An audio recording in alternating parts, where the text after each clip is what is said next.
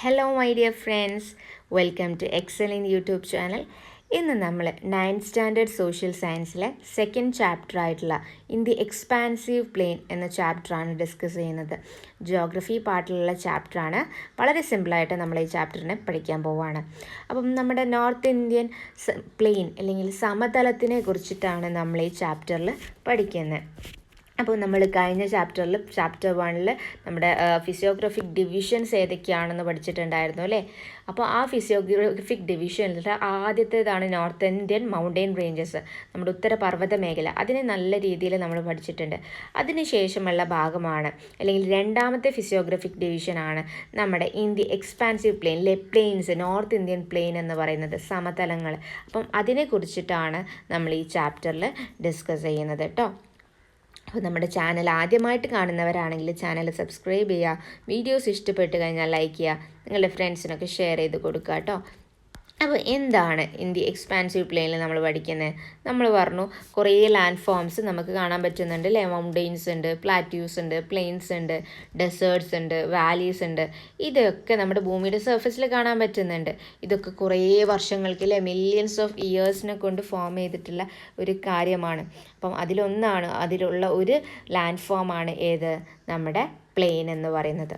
Okay, നമ്മുടെ plain എന്ത് പേരിലാണ് അറിയപ്പെടുന്നത്? ഇൻഡോ ഗേഞ്ചറ്റിക് ബ്രഹ്മപുത്ര പ്ലെയിൻ എന്ന പേരിലാണ്. എന്താണ്?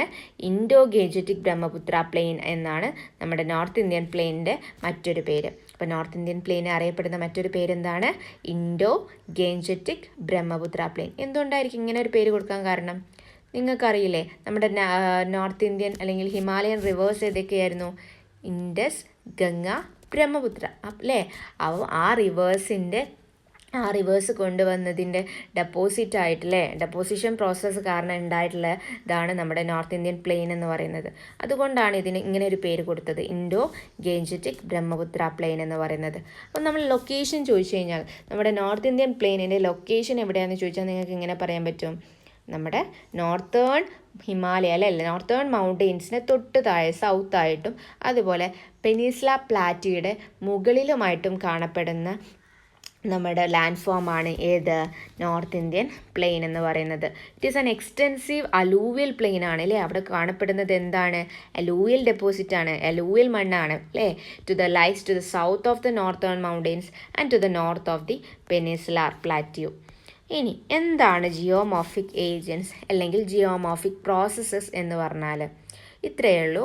Diverse landforms are formed on the surface of the earth through the continuous process driven by the external forces such as running water, wind, glaciers and waves. These external forces are called geomorphic agents. Geomorphic agents എന്ന് പറഞ്ഞാൽ നമ്മളിപ്പം കുറേ കാര്യങ്ങൾ land ഫോംസിനെ കുറിച്ച് പഠിച്ചു അല്ലേ. നമ്മുടെ world അല്ലെങ്കിൽ നമ്മുടെ ഇന്ത്യ എന്ന് പറഞ്ഞാൽ ഡൈവേഴ്സ് ആയിട്ട് ലാൻഡ് ഫോംസ് ഉണ്ട്. മൗണ്ടെയിൻസും പ്ലാറ്റ്യൂസും പ്ലെയിൻസും അല്ലേ, കോസ്റ്റൽ റീജിയൻസും ഐലൻഡ്സും, അങ്ങനെ കുറേ കാര്യങ്ങളിൽ അടങ്ങിയിട്ടുള്ള അല്ലെങ്കിൽ ഡൈവേഴ്സ് ആയിട്ടുള്ള ലാൻഡ് ഫോംസ് ഉള്ള ഒരു രാജ്യമാണ് നമ്മുടെ ഇന്ത്യ. അപ്പം ഈ ലാൻഡ് ഫോംസ് ക്രിയേറ്റ് ചെയ്യപ്പെടുന്നത് നമ്മുടെ ഭൂമിയുടെ സർഫസിൽ ഉണ്ടാവുന്നത് കുറേ കാലങ്ങൾക്കുള്ള ഒരു പ്രോസസ്സാണ്, ഒരു കണ്ടിന്യൂസ് പ്രോസസ്സാണ് അല്ലേ. ഈ കണ്ടിന്യൂസ് പ്രോസസ്സ് ആരാണ് ഉണ്ടാക്കുന്നത്? ചില എക്സ്റ്റേണൽ ഫോഴ്സസ് കാരണമാണ് ഇങ്ങനത്തെ ഒരു ഭൂപ്രകൃതി നമ്മുടെ വേൾഡിൽ, നമ്മുടെ ഭൂമിയിൽ ഉണ്ടാവുന്നത്. അങ്ങനത്തെ ആ എക്സ്റ്റേണൽ ഫോഴ്സസിനെ ആണ് നമ്മൾ എന്ത് വിളിക്കുന്നത്? ജിയോമോർഫിക് ഏജൻസ് എന്ന് പറയുന്നത്. അപ്പോൾ ആരൊക്കെയാണ് ഈ എക്സ്റ്റേണൽ ഫോഴ്സസ്? ഒന്നാണ് റണ്ണിങ് വാട്ടർ, പിന്നെ വിൻഡ് ഉണ്ട്, ഗ്ലേഷ്യേഴ്സ് ഉണ്ട്, വേവ്സ് ഉണ്ട്. ഇവയൊക്കെയാണ് എന്ത്? നമ്മുടെ ജിയോമോർഫിക് ഏജൻസ് എന്ന് പറഞ്ഞാൽ. അപ്പോൾ എന്താണ് ജിയോമോർഫിക് ഏജൻസ് ആരാന്ന് ചോദിച്ചാൽ പറയണം, it is a diverse landforms are formed on the surface of the earth through the continuous process driven by the external forces such as running water, wind, glaciers and waves. These external forces are called geomorphic agents കേട്ടോ. അപ്പോൾ ഈ പ്രോസസ്സിനെ നമ്മൾ എന്ത് പേര് പറയും? ഇങ്ങനെ ഒരു ഫോർമേഷൻ്റെ land forms ഭൂപ്രകൃതികൾ ഉണ്ടാകുന്ന ആ പ്രോസസ്സിന് പറയുന്ന പേരാണ് ജിയോമോർഫിക് പ്രോസസ്. അപ്പോൾ the processes that lead in the formation of landforms are called geomorphic process കേട്ടോ. അപ്പോൾ ജിയോമോർഫിക് ഏജൻസ് എന്ന് പറഞ്ഞാൽ നമ്മുടെ ഭൂപ്രകൃതി ഉണ്ടാകുന്നത് ചില എക്സ്റ്റേണൽ ഫോഴ്സസ് കാരണമാണ് അല്ലേ. കുറേ കാലങ്ങൾ കൊണ്ട് ഉണ്ടാകുന്ന ഒരു പ്രോസസ്സാണ് അപ്പോൾ ആ എക്സ്റ്റേണൽ ഫോഴ്സസിനെയാണ് നമ്മൾ ജിയോമോർഫിക് ഏജൻസ് എന്ന് പറയുന്നത്. അവ ആരൊക്കെയാണ്? Running waters, wind, glaciers, waves ആണ്. പിന്നെ ഈ പ്രോസസ്സിനെ ലാൻഡ് ഫോമിൻ്റെ ഫോർമേഷൻ്റെ പ്രോസസ്സിനെ നമ്മൾ വിളിക്കുന്ന പേരാണ് ജിയോമോർഫിക് പ്രോസസ്സ് എന്ന് പറയുന്നത്. നെക്സ്റ്റ് ടോപ്പിക്കാണ് ഡെപ്പോസിഷൻ. എന്താണ് ഡെപ്പോസിഷൻ എന്ന് പറഞ്ഞാൽ? ഇത്രയേ ഉള്ളൂ. The rain water carries away loose rock materials then deposited conveniently in low lying regions. നല്ല ഉയരമുള്ള പ്രദേശത്ത് നിന്ന് നമ്മുടെ റിവേഴ്സ് ചിലപ്പോൾ നല്ല മഴയ്ക്ക് ശക്തമാകുന്ന സമയത്ത് നല്ല കുത്തൊഴുക്കോട് കൂടി അവിടെയുള്ള പാറകളുടെ പൊടികളും മണ്ണൊക്കെ ആയിട്ട് ഈ റെയിൻ വാട്ടറിലൂടെ കംപ്ലീറ്റ് ഇങ്ങോട്ട് ഒലിച്ചു വരും ഇത് ഒലിച്ചു വന്നിട്ട് നല്ല ഹൈ റീജിയനിൽ നിന്ന് അത് ലോ റീജിയനിലെത്തുന്ന സമയത്ത് വെള്ളത്തിൻ്റെ സ്പീഡൊക്കെ കുറയും. അപ്പം അതെന്താക്കും? അവിടെ ഡെപ്പോസിറ്റ് ചെയ്യും. അതിനെ പറയുന്ന ആ ലോ ലൈങ് റീജിയനിൽ എന്താക്കും? അവിടെ കൊണ്ട് ഡെപ്പോസിറ്റ് ചെയ്യും. ഈ പ്രോസസ്സിനെ പറയുന്ന പേരാണ് ഡെപ്പോസിഷൻ എന്നത് കേട്ടോ. The deposition of sediments by rivers create numerous depositional landforms including expansive alluvial plains. അപ്പോൾ ഇങ്ങനെ കുറേ കാലങ്ങൾ ഇങ്ങനെ ഡെപ്പോസിറ്റ് ചെയ്തിട്ട് ഉണ്ടായിട്ടുള്ള ഒരു ലാൻഡ് ഫോമാണ് നമ്മുടെ എക്സ്പാൻസീവ് അലൂവിയൽ പ്ലെയിൻ എന്ന് പറയുന്നത്. റിവേഴ്സിൻ്റെ സെഡിമെൻറ്റ്സ് പറഞ്ഞാൽ എന്താണ്? ചെറിയ ചെറിയ കല്ലുകളും റോക്സിൻ്റെ പൊടികൾ അതിനെ എന്താക്കും? കുറേ കാലം റിവേഴ്സ് ഇങ്ങനെ കൊണ്ടുവന്ന് അവിടെ ഇങ്ങനെ കൊണ്ടുപോയി ഡെപ്പോസിറ്റ് ചെയ്ത് ഉണ്ടായിട്ടുള്ള ഒരു പ്ലെയിനെയാണ് നമ്മുടെ അലൂവിയൽ പ്ലെയിൻ എന്ന് പറയുന്നത്. ഓക്കെ, ഇപ്പം നമ്മുടെ പിക്ചറിൽ കാണിക്കുന്നുണ്ട് റെയിൻ ഡ്രോപ്സ്, മഴ പെയ്യുന്ന സമയത്ത് എന്താണ്? Transportation of detached particles, loose rock materials നല്ല വെള്ളം ശക്തമാകുന്നതോടുകൂടി അവിടെ നിന്നോട്ട് ഒഴുകിയിട്ട് താഴേലോട്ട് the deposition of detached particles in the low lying region, താഴ്ന്ന പ്രദേശത്ത് കൊണ്ടുപോയിട്ട് ഡെപ്പോസിറ്റ് ചെയ്യും. അങ്ങനെയാണ് പ്ലെയിൻ ഉണ്ടാവുന്നത് അപ്പം നമുക്കറിയാം എന്താണ്? The place of origin of a river is called its source and the place at which it's discharged into the sea or another body of water is referred to as river mouth. അപ്പം നമ്മുടെ കംപ്ലീറ്റിനെ നമ്മൾ upper course, middle course, lower course എന്നാക്കിയിട്ട് divide ചെയ്യുന്നുണ്ട്. അപ്പം ഇതിൻ്റെ place of ഒറിജിനെ റിവറിൻ്റെ റിവറിനെയാണ് നമ്മൾ മൂന്നാക്കി വിഭജിച്ചത് അതിൻ്റെ പ്ലേസ് ഓഫ് ഒറിജിനെ നമ്മൾ വിളിക്കുന്ന പേരാണ്, അല്ലെങ്കിൽ റിവറിൻ്റെ ഒറിജിൻ്റെ ആ സോഴ്സിനെ നമ്മൾ വിളിക്കുന്ന പേരാണ് എന്താ വിളിക്കാം?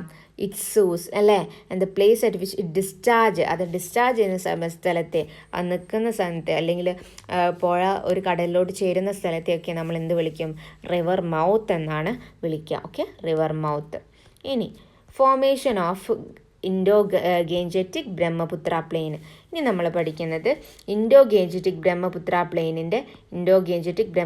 പ്ലെയിനിൻ്റെ ഫോർമേഷനാണ്. എങ്ങനെയാണ് ഇത് ഉണ്ടായിട്ടുള്ളത്? നമ്മൾ നേരത്തെ പറഞ്ഞതുപോലെ തന്നെ the sediments transported by rivers originating from both the Himalayas and peninsular India were deposited in the expansive depression at the south of the Himalayas, which led to the formation of Indo-Gangetic Brahmaputra Plain. അപ്പോൾ ഇത്രയും ഓർത്താൽ മതി. നമ്മുടെ northern ഭാഗത്ത് എന്തുണ്ട്? Northern mountain regions ഉണ്ട് നമ്മുടെ ഹിമാലയാസൊക്കെ ഉണ്ട്. ഈ ഹിമാലയസിൻ്റെ അവിടെയുള്ള റിവേഴ്സ്, ഇൻഡസിൽ നിന്നും ഗംഗയുടെയും അല്ലെങ്കിൽ ബ്രഹ്മപുത്ര റിവറിൻ്റെ ഒക്കെ ഈ റിവർ എന്താക്കും? അവിടെ നിന്ന് ഒറിജിനേറ്റ് ചെയ്യും നമ്മുടെ സോഴ്സിൽ നിന്ന് ഒറിജിനേറ്റ് ചെയ്ത സ്ഥലത്ത് നിന്ന് കുറേ സെഡിമെൻറ്റ്സ് ഒക്കെ കൊണ്ടുവരും. ഈ സെഡിമെൻറ്റ്സ് ഒക്കെ കൊണ്ടുവന്നിട്ട് അവരെവിടെയാണ് ഡെപ്പോസിറ്റ് ചെയ്യുക? നമുക്കറിയാം ലോ ലൈങ് റീജിയൻ. അപ്പം നമ്മുടെ ഹിമാലയയുടെ തൊട്ട് താഴെയായിട്ട് ഒരു ഡിപ്രഷൻ, ഒരു താഴ്ന്ന പ്രദേശമുണ്ട്. ഈ താഴ്ന്ന പ്രദേശത്ത് കൊണ്ടുപോയിട്ട് എല്ലാം എന്താക്കുകയാണ്?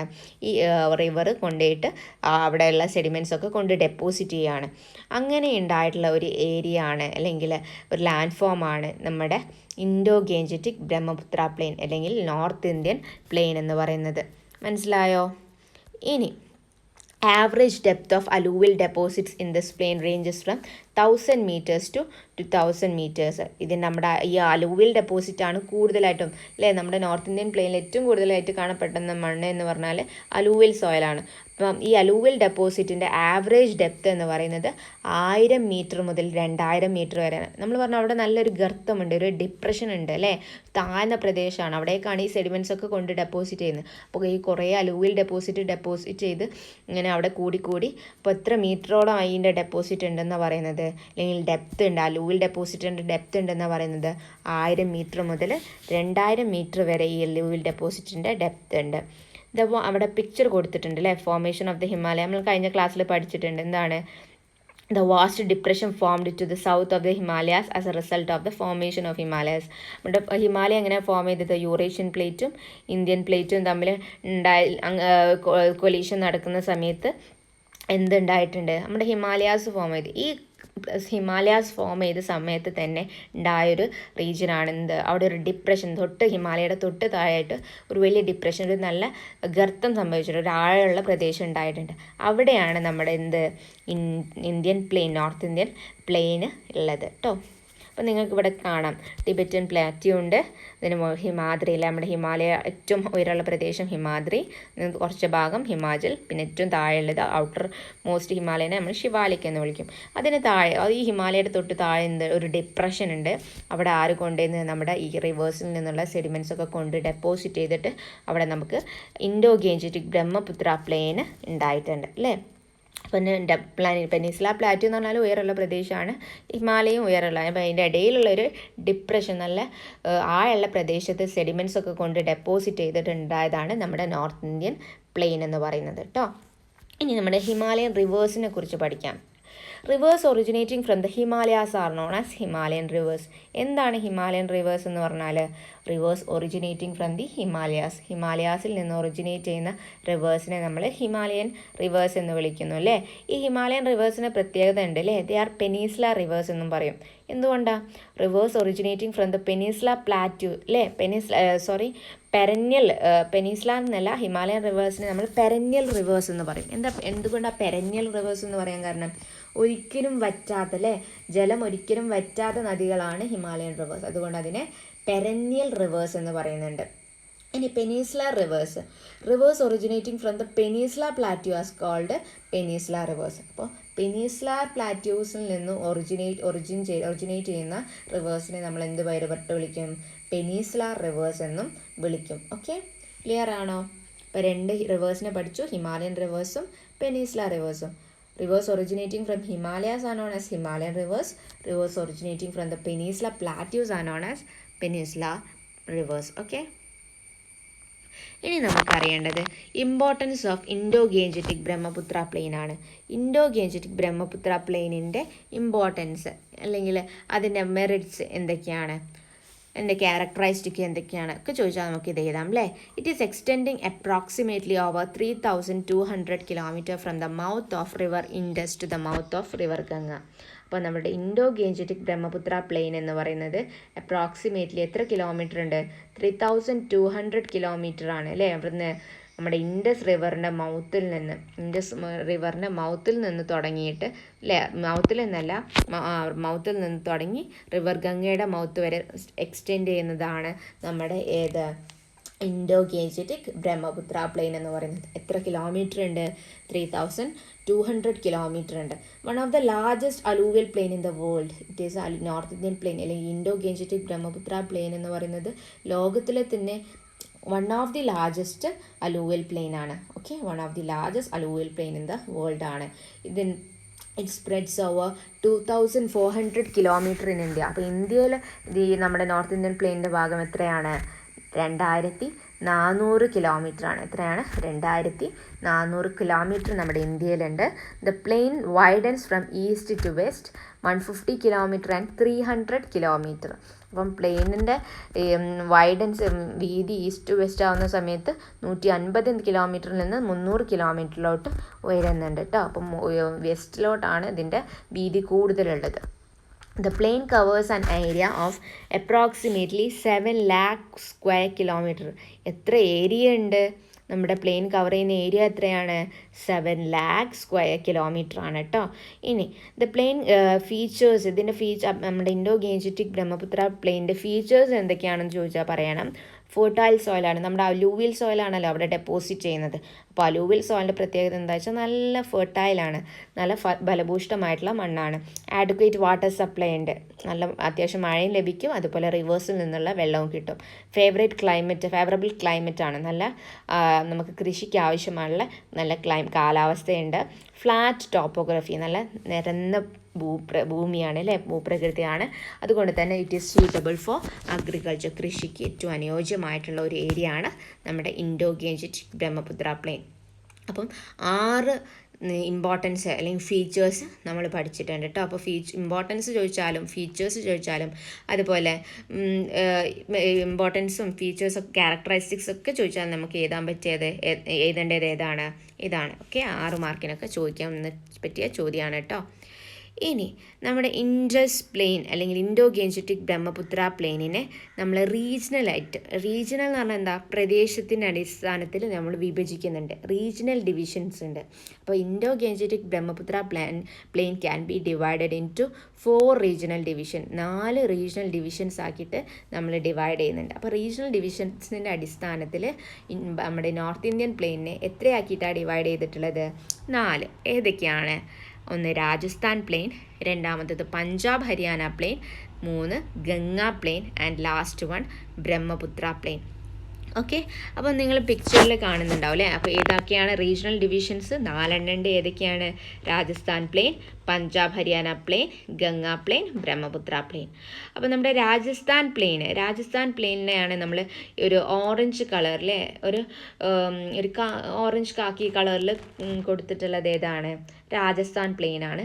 ആ പിങ്ക് കളറുള്ളത് നമ്മുടെ പഞ്ചാബ് ഹരിയാന പ്ലെയിനും, യെല്ലോ കളർ കൊടുത്തിട്ടുള്ള ഭാഗം നമ്മുടെ ഗംഗ പ്ലെയിനും, അതുപോലെ ബ്ലൂ കളറുള്ളതാണ് നമ്മുടെ ബ്രഹ്മപുത്ര പ്ലെയിൻ. അപ്പം നിങ്ങൾക്ക് കണ്ട് തന്നെ മനസ്സിലാവുന്നുണ്ടല്ലേ ഇതിൽ ഏറ്റവും വലിയ പ്ലെയിൻ ഏതാണെന്ന് ചോദിച്ചാൽ അതേതാണ്? ഗംഗ പ്ലെയിൻ ആണ്. അപ്പോൾ ബ്രഹ്മപുത്ര പ്ലെയിൻ ആണ് കുറച്ച് കുറവുള്ളത് അല്ലേ. നമ്മുടെ ഏരിയയിൽ നോക്കുകയാണെങ്കിൽ കുറച്ച് കുറവുള്ളത് ബ്രഹ്മപുത്ര പ്ലെയിൻ ആണ്. അപ്പം നമ്മൾ ഓരോന്നിനെയും കുറിച്ച് പഠിക്കാം. ആദ്യത്തെ Rajasthan plain. The Rajasthan plain is the westernmost end of the north Indian plain. നിങ്ങൾ കണ്ടില്ലേ നമ്മുടെ വെസ്റ്റ് ഭാഗത്തുള്ള അല്ലേ, നമ്മുടെ ഇന്ത്യയുടെ പടിഞ്ഞാറ് ഭാഗത്ത് അല്ലെങ്കിൽ പ്ലെയിനിൻ്റെയും പടിഞ്ഞാറ് ഭാഗത്തായിട്ട് കാണപ്പെടുന്ന പ്ലെയിൻ ഏതാണ്? Westernmost end of the north Indian plain ആണ് രാജസ്ഥാൻ പ്ലെയിൻ. ഓക്കെ, അവിടെ എന്തുണ്ട്? നമ്മുടെ രാജസ്ഥാനിൽ എന്തുണ്ട്? ഡെസേർട്ട് ഉണ്ട്. എന്താ ഡെസേർട്ടിൻ്റെ പേര്? താറാണ്. അപ്പോൾ it includes the Thar desert.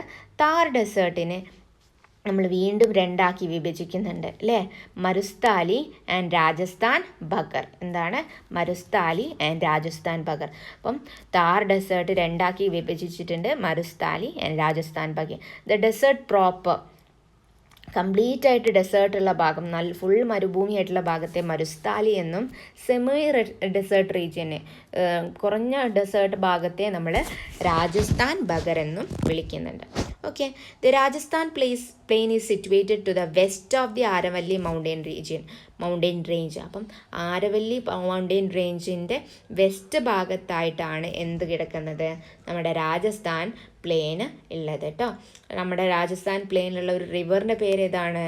ലൂനിയാണ്. ഏതാണ്? ലൂനി റിവറാണ്.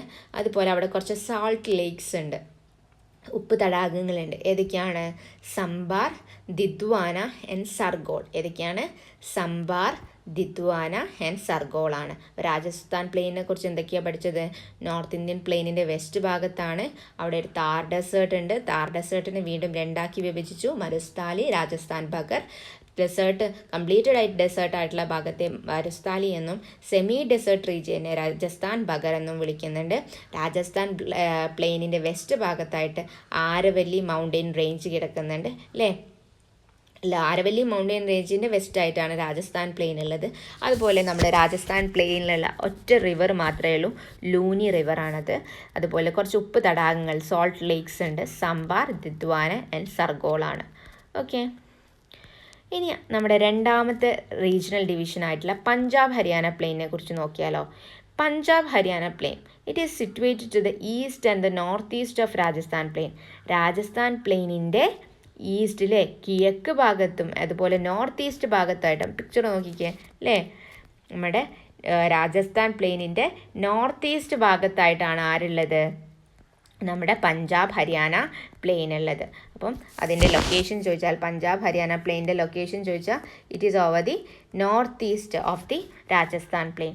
This plain is a western part of the north Indian plain and extends up to the Yamuna river. അപ്പോൾ ഇതും നമ്മുടെ ഒരു വെസ്റ്റ് ഭാഗത്തായി, മറ്റേത് വെസ്റ്റേൺ എൻഡ് ആയിരുന്നു അല്ലേ.